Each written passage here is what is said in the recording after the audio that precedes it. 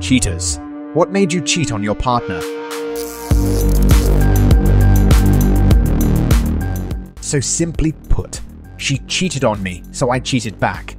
I was in my very early 20s when this happened. I'm 30 years old now.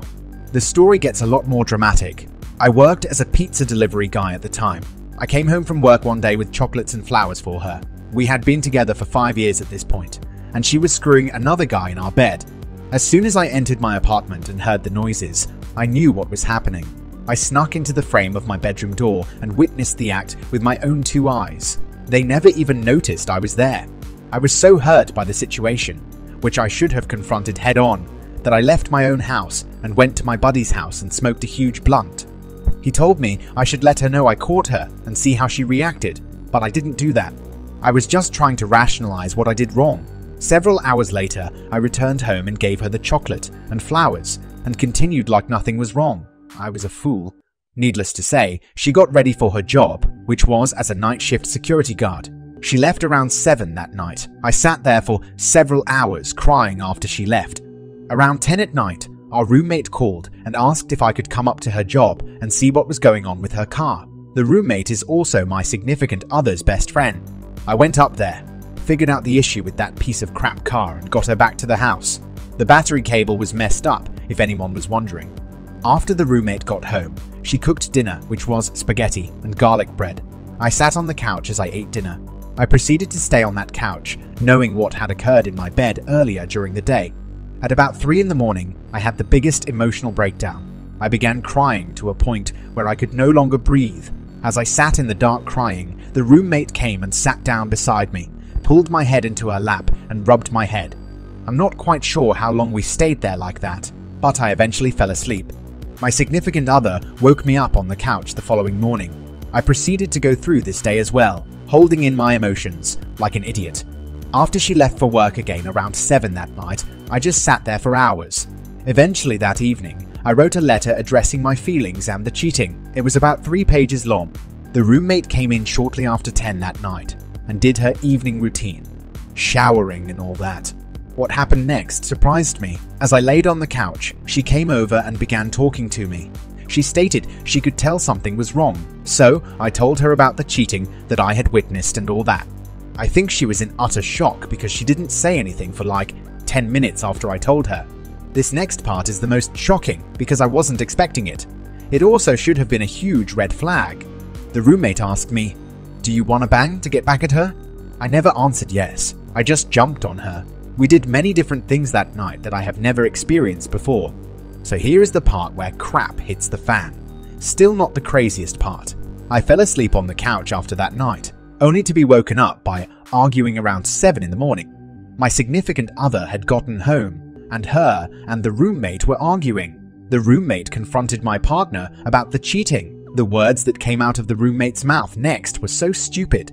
The roommate yelled, "That's why I let your man fill me up while you were working." Well, obviously a fight broke out, because those were fighting words. The fight carried on, with me trying to break it up. To no avail. Eventually entry was made by 2 cops. I found out later that the neighbors called because they could hear the fight. The roommate got tased and my partner got tackled. Both of them went to jail that day.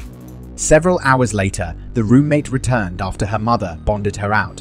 She told me that we would talk about this situation later and left for work. My significant other then came by with her sister and dad around 11 that night and packed all of her clothes and other property. I also had her take the bed because I didn't want it. She left that evening only saying, "I guess you know I'm breaking up with you." I just shook my head, yes, and she left. So we're gonna fast forward a little to about 8 months later. My roommate got pregnant from our one-night stand. She was also still staying with me. My roommate goes into labor. I take her to the hospital, and after 14 glorious hours of labor, we welcomed our beautiful daughter into this world. After my daughter was born, I went outside to smoke a cigarette, and across the parking lot, I noticed someone who looked quite familiar loading a baby in a pickup truck. But I was about 400 feet across the parking lot.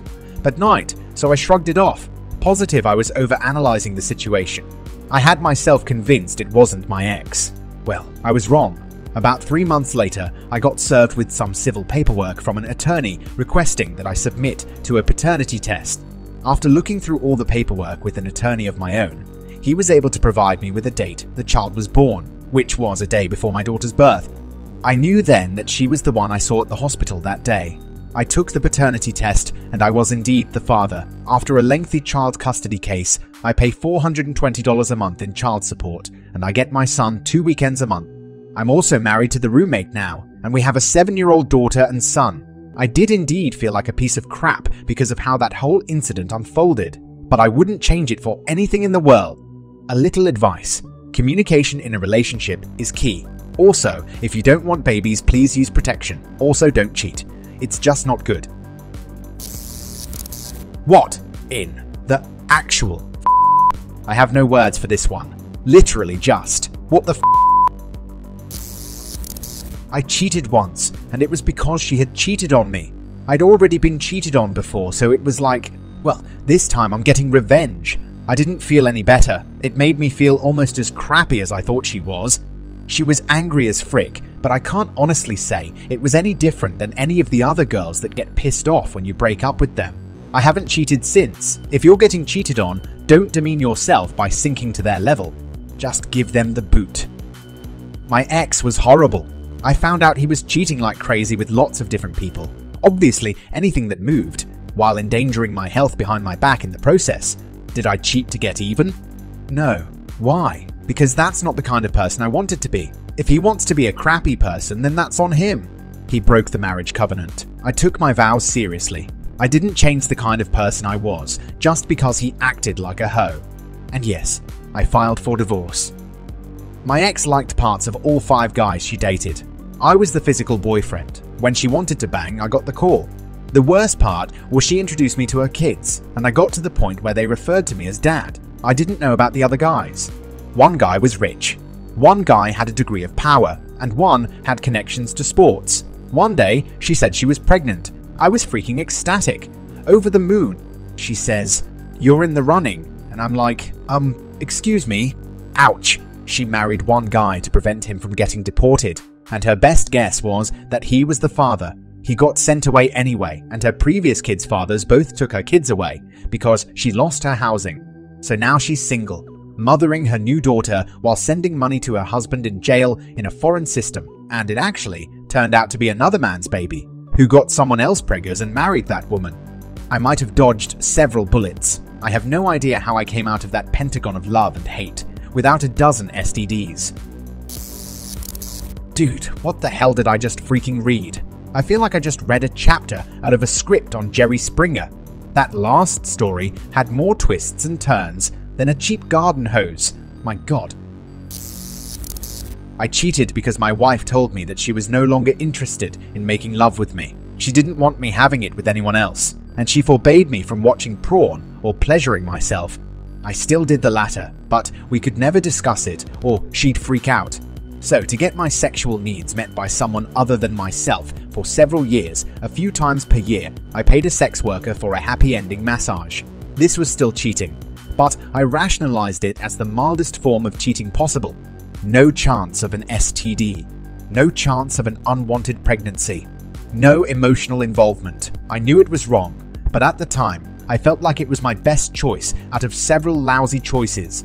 I realize now I should have just said, at the time, I want a divorce. That's where we ended up anyway, and I would have saved myself, my wife, and our kids some needless pain over the years.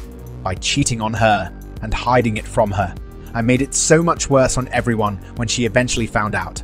To cheaters on here, I would say, get out of your relationship. If you're cheating, you're clearly not happy. Do yourself and your partner a favor and just end it now, before it all goes to hell. From personal experience, my ex told me, it feels more like a chore to make love with you than doing the laundry. That hurt really freaking bad. I never cheated on her, but I found out that she was cheating on me. It could have been that she was just projecting it all onto you instead, hoping that you would just cheat on each other so it would be easier to break up. As someone who spent too much time in a relationship where my needs weren't met, where they refused to communicate about it, things kept getting worse until it just blew up. Save yourself the bad memories. It took me much less time to get over my last relationship compared to the years I spent trying to fix it. I'm genuinely curious. Even though I might come off as rude, But why does someone stay in a relationship like this? I understand that the other person might be having some trouble of their own, but if you're not feeling the same, why would you stay in the relationship rather than just walk away? I have a couple of female friends who I have seen in miserable relationships, with people who they really didn't match with. They would fight and break up, but eventually they always ended up back together, and I just can't understand why someone would do that cycle over and over again. Usually they stay because it's familiar or comfortable. Even if they're unhappy, people overvalue comfort above many other feelings. This has been the case for many of my friends. They go back or stay with them because they know what to expect, even if what they expect is to fight and be unhappy. Hi, I'm in this situation now. 15 months without banging, so let me share my experience while I'm still here. I am the primary caretaker of my toddler, whom I love very much, but I also couldn't do it alone. Additionally, sorting out finances would be incredibly challenging, given that my wife makes $160,000 a year, and I do not. Additionally, it's not as though I don't love her, and our relationship is positive overall. It's just not intimate, and that sucks really bad for me, but the alternative is worse. My God, the amount of people who stay in unhappy relationships just blows my mind. I guess when you are stuck in the present moment, you can't really fathom that your life would be better on your own. That's why I think it's really important to be independent and happy with yourself before you fully commit to being with someone long term. That way, you don't have to rely on another person for your only source of feeling comfortable or secure. I cheated because I truly had no idea what a healthy or functional relationship looked like. My parents were married for almost 30 years and had already started the cycle of cheating on each other well before I was born. My grandma used to tell me stories of being friends with my grandpa's girlfriends because she just wasn't toxic and jealous like other women. In the relationship where I cheated, I was being treated like garbage, financially supporting us both even though I was 10 years younger and a waitress, and I endured a lot of abuse from a very broken man. I felt trapped in the same cycle I had watched my mom and my grandma live in. I didn't really know any better. A guy at work started paying attention to me, and I freaking loved it.